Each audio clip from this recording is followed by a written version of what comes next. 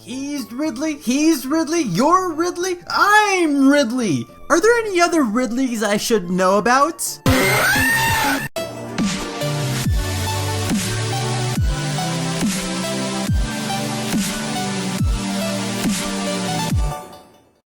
Ridley, whether you love him or hate him, there's a ton of different variants and boss fights surrounding this cunning god of death, and obviously we all have our own preferences, reasons, and ideas over what we think is the best Ridley form or boss fight. And since a lot of people do ask me what's my favorite Ridley boss fight or my favorite Ridley variants, I thought it'd be pretty cool to make a video talking about 5 of my favorite Ridley boss fights of all time. Now keep in mind, this is just purely my opinion. This isn't a list talking about the definitive top 5 Ridley variants or who's the strongest or objectively the best. This is just my opinions over what I like inside the Ridley fights. So if you have your own opinion, feel free to leave it in the comment section below. With that being said, let's cue up that video and roll out that intro.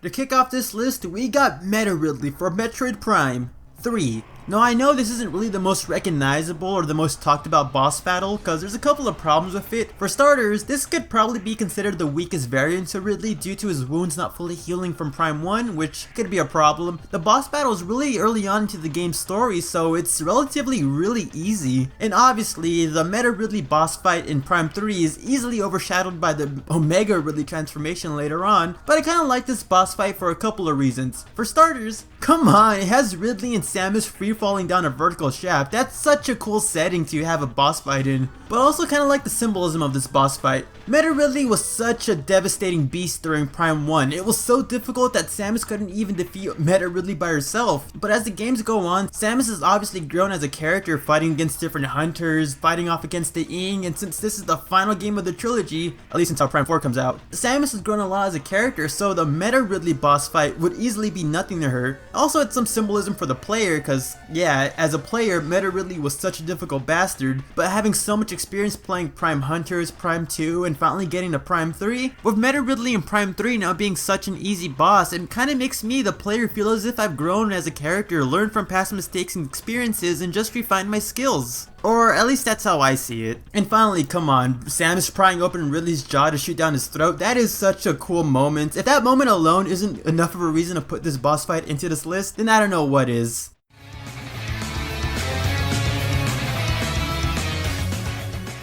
Now what happens when you combine easily one of the most devastating, heartless, adaptable creatures of the Metroid series, and then you combine it with an X-Parasite? You get Neo Ridley. And I'm just gonna say this immediately, I love Neo Ridley's design. With X-Parasites infecting hosts and mutating the bodies to be much more efficient killing machines, seeing the mutated body of Ridley is really freaking cool. The elongated fingers, the exaggerated claws, the bigger snout, and overall just huge size. I mean, they made Ridley so big it literally lags the GBA. This Ridley, easily the scariest version of Ridley I can think of. It's such a cool idea to revive your dead rival and have him be mutated and ugly and disfigured and all that. It just kinda sucks that Other M muddy things up with the whole Ridley clone thing, but if you ignore that part, it's still such a cool concept. My only real gripe with the battle though is just that it's kinda standard. I don't know, with an X-Parasite infecting Ridley, you would assume he'll do like some more unique crazy attacks, but Neo Ridley just grabs a player, shoots fireballs, does his pogo stick of death, and that's about it. I mean, I guess it makes sense. Ridley probably optimizes his attack pattern to be like the best it can, and I guess the X-Parasites just uses memories of that, so I guess it makes sense in the canon, but I was kinda hoping for some more crazy stuff. But regardless of that,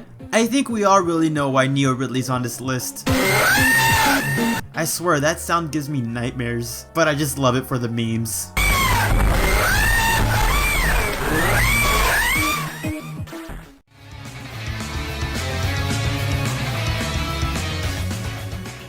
Now I know Metal Ridley isn't technically Ridley, but it's a robot that looks like him. I think that's close enough for this list, right? Besides, the whole origin of Metal Ridley is actually pretty interesting. Ridley not only made Metal Ridley to show off how smart he is, but he also kinda made the robot look like him so that people's last image they see before they die would be of Ridley himself. That is a really cool way to characterize your sadistic villain, am I right? And honestly, this boss is really difficult. If you're a loser who can't really get all the upgrades and expansion packs, then the boss fight probably isn't really that difficult compared to other bosses, but true chads who get 100% in the game know how deadly this monster can be. When you collect all the upgrades, this boss becomes extremely difficult, with each attack dealing massive damage. One swipe can literally remove 2 entire energy tanks from legendary Power Suit Samus. Combine that with eye lasers, homing missiles, and a barrage of fireballs, this boss is easily one of the most devastating Ridley variants out there. Too bad Ridley never really got a chance to complete his masterpiece, cause half of Ridley's not even there, no legs, and his rocket pack doesn't work, so his mobility is extremely slow. But good thing it is, cause if that thing can jump around or fly around the map, then there would be no way I can defeat this boss.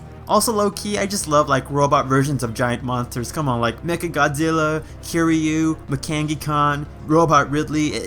I really do love this concept.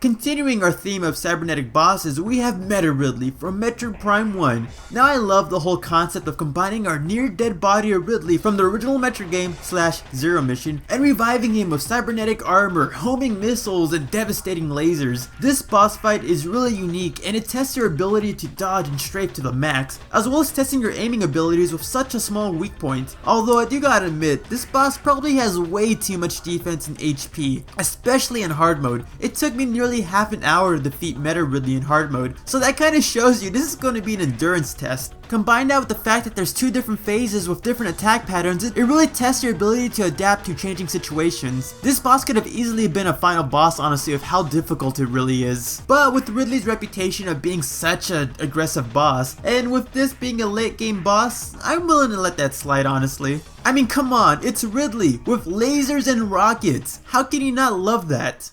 Now for some honorable mentions. NES Ridley. The boss fight is kinda alright for an NES title. It's really easy if you freeze the fireballs, but wow, that is a horrible design for Ridley, honestly. Wow, that was terrible. The Little Birdie.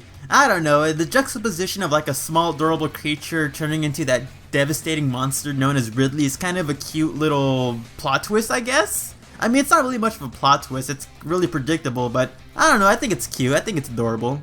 Frozen Ridley. You gotta admit, he's one cool dude. Ridlord. It's just a Discord meme I'm obligated to say cause Captain Horrible will be angry at me if I don't. Ridley Scott. Now I think it was pretty controversial to turn Ridley into a human and have him produce movies, but him making the Alien series was actually a pretty cool idea. And he probably would have been on the list too if it wasn't from Prometheus. Omega Ridley. Honestly, Omega Ridley could have been on the list, but I think it's pretty stupid that even though he's Phazon enhanced, he didn't regenerate the hole over his heart, so I don't know, that's kinda stupid.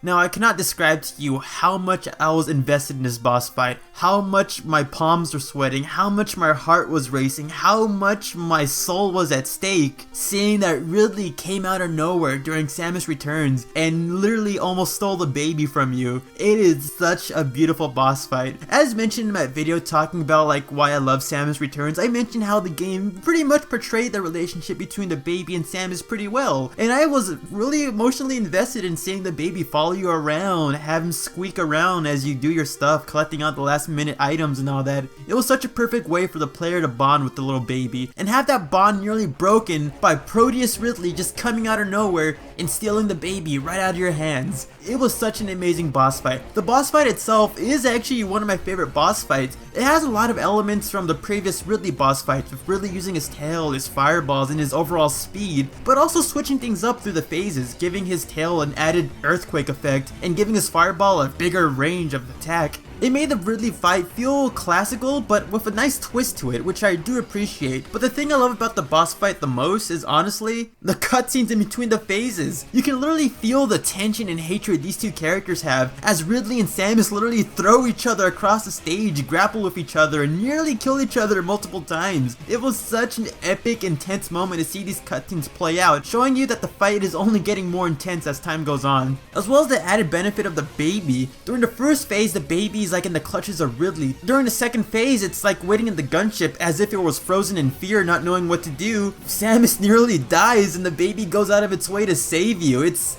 such a heartfelt moment. Seeing the baby actively help and follow Samus throughout the rest of the fight really does show the connection that these two characters have. And honestly, seeing a tag team battle between Samus and the baby versus Ridley is such a cool idea. People say stuff like Proteus Ridley was shoehorned in and all that, but honestly, yeah, it was probably a last second thing, but they made such a beautiful narrative with the choreography and the setting and all that. That makes me fall in love with this fight.